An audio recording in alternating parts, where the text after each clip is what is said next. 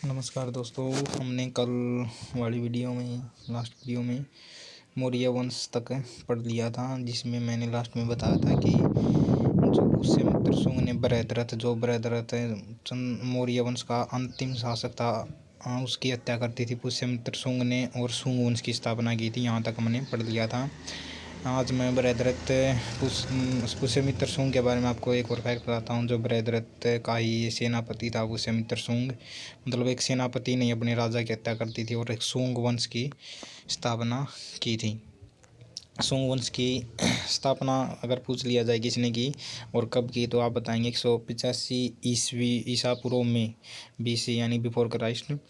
तो 185 before Christ में जो है पुष्यमित्र शुंग ने शुंग वंश की स्थापना की और बृहद्रथ का सेनापति था ये।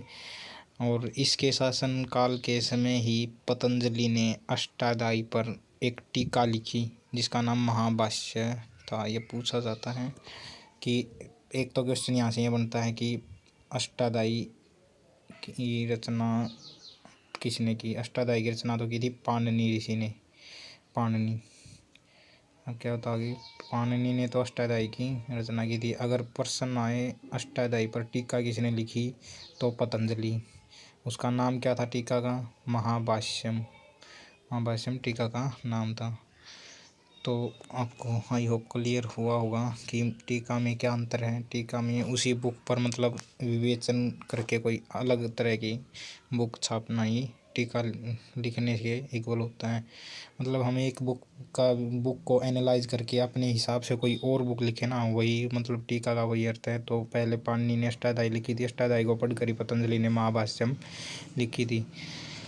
10th किंग था जो शुंग वंश का, वो देवभूति था और देवभूति की हत्या कर दी थी वासुदेव ने। 10वां राजा हुआ शुंग वंश का देवभूति। आपको पहला याद रखना और 10वां। पुष्यमित्र शुंग पहला राज्य था 185 ईसा पूर्व में, जिसने शुंग वंश की स्थापना की। और लास्ट वाला देवभूति जिसकी वासुदेव ने हत्या कर दी और कण्व वंश की स्थापना की 73 ईसा पूर्व में। मतलब अब वासुदेव कण्व वंश का प्रथम शासक हो गया और देवभूति लास्ट वाला शासक था, 10वां शासक। शुंग वंश का टोटल 10 ही राजा हुए थे। तो वासुदेव से आपको क्या पता चला कि वासुदेव ने किसकी हत्या की थी? देवभूति की हत्या कर दी थी और अपने अलग वंश की स्थापना की, कण्व वंश की। तो अब हम दूसरे वंश में आ गए हैं। पहले शुंग वंश पढ़ रहे थे, अब हम कण्व वंश पढ़ रहे हैं। कण्व वंश में ज़्यादा कुछ खास नहीं है। इसमें इसका पहला शासक ही पूछ लिया जाता है। कण्व वंश का संस्थापक कौन था? वासुदेव कहेंगे आप।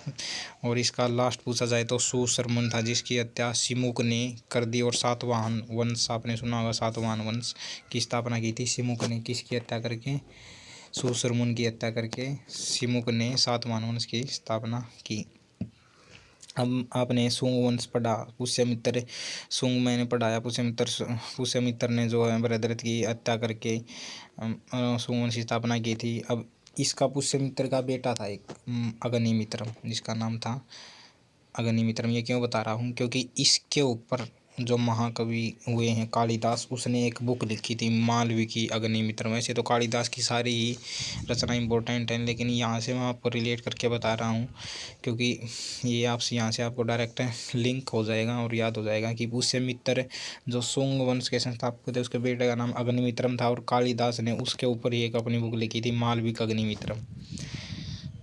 सिमुक, यहाँ मैंने आपको बता दिया, सिमुक ने सातवाहन वंश की स्थापना की सुशर्मन की हत्या करके। सुशर्मन जो है कण्व वंश का लास्ट शासक था और वासुदेव जो है प्रथम शासक था कण्व वंश का, जिसने 73 ईसा पूर्व में कण्व वंश की स्थापना की देवभूति की हत्या करके।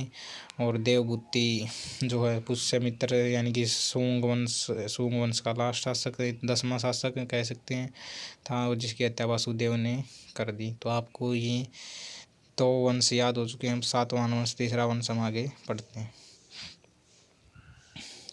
ये बीच में थोड़ा सा बता देता हूँ कि उसके इसी टाइम मतलब उड़ीसा की तरफ एक वंश और चला हुआ था जिसका नाम था चेदी वंश, जिसकी स्थापना महामेघवाहन ने की थी। महामेघवाहन अगर ज़्यादा आता नहीं है, लेकिन इसमें पूछ लिया जाता है। खारवेल अभिलेख पूछ लिया जाता है कहाँ से संबंधित है? कलिंग।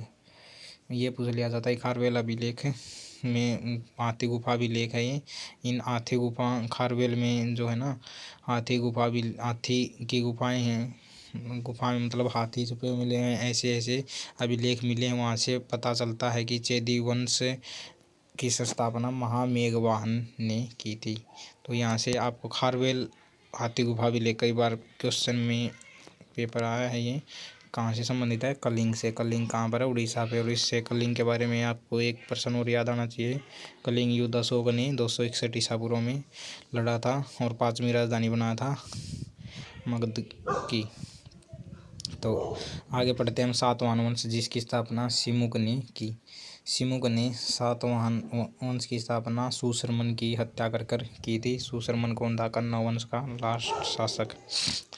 सिमुक का एक भाई था जिसका नाम था कर्सन, और इसका सिमुक का एक बेटा था सातकानी प्रथम। जब तक ये सातकानी प्रथम छोटा था, मतलब शासक बन नहीं सकता था, लेकिन सिमुक बूढ़ा हो चुका था और इसने अपना जो राजकाज कर्सन को दिया, अपने भाई को दे दिया। और जब भाई को लगा कि अब बेटा बड़ा हो गया है, तो इसने अपने आप राजगद्दी सातकानी प्रथम को सौंप दी, यानी कि सिमुक के बेटे को सौंप दी। बीच में मतलब कर्सन ने राजकाज किया।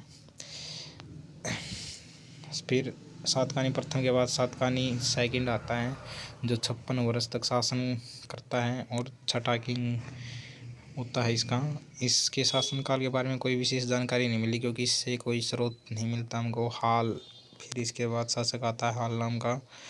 इसने 4 साल शासन किया और अपनी एक बुक लिखी, गाथा सप्तशती, जो कि इसकी गाथा सप्तशती किसकी रचना है, ये क्वेश्चन आ जाता है।